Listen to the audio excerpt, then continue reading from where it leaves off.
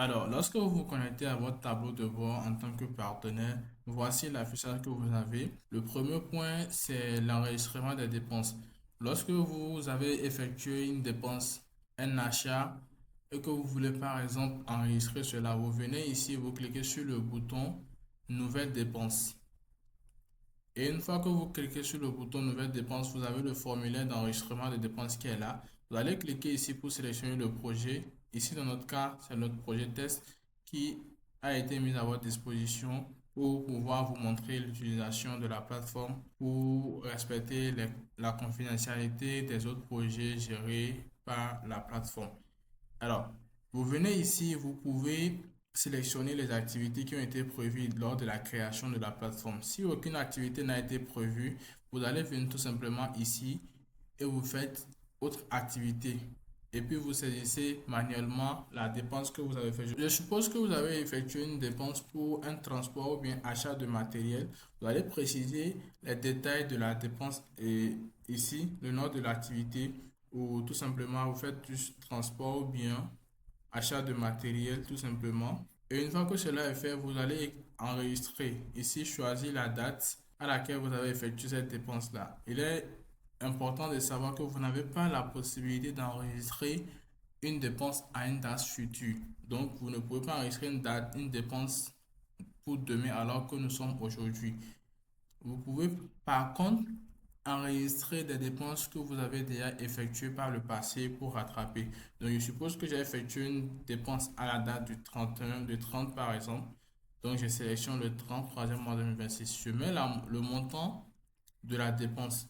Ici, nous sommes le projet en Ghana Cedi. Donc, je suppose que j'ai effectué une virement de 250 Ghana Cedi. Donc, je mets description de la dépense. Pourquoi la dépense elle a été effectuée? Donc, je vais tout simplement mettre matériel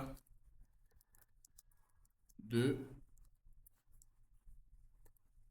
construction, tout simplement pour aller vite.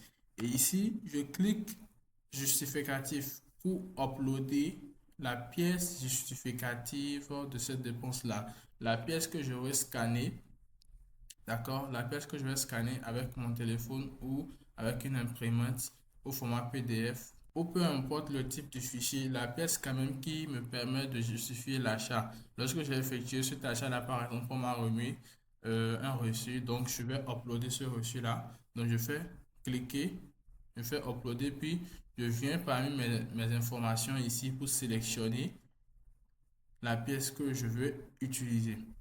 Donc moi, je vais utiliser par exemple une pièce au hasard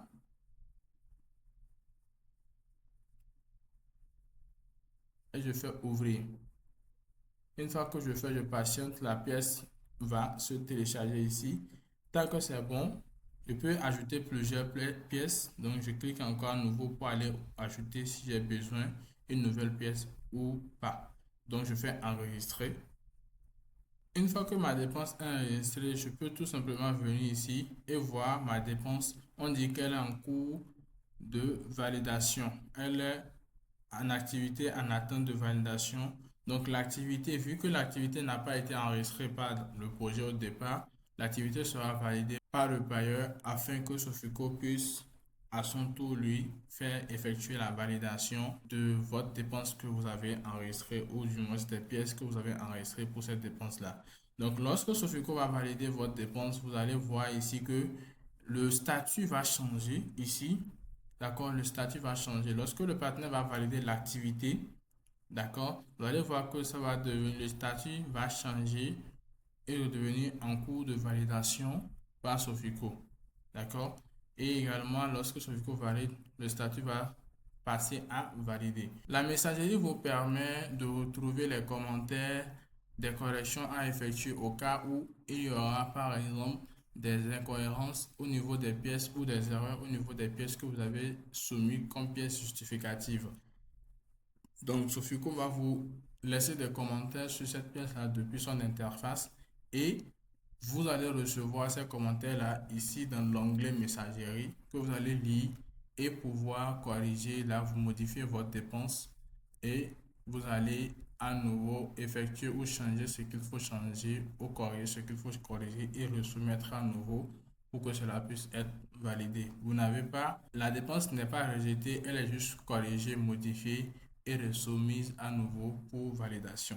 Et vous avez l'onglet du suivi technique qui est ici là où les partenaires recevront toutes les informations liées aux informations du terrain que leur agent de terrain vont éventuellement envoyer. Donc, lorsqu'un agent de terrain envoie des informations, va sur le terrain effectuer des activités, vous avez la possibilité, c'est ici que vous allez voir ces informations-là s'afficher en liste et vous pouvez consulter et vérifier si c'est bon et validé ou rejeter et faire des commentaires également au besoin par rapport à cela. Donc voilà ce qu'il en est pour les partenaires et leur utilisation de la plateforme, en l'occurrence pour le suivi des obligos.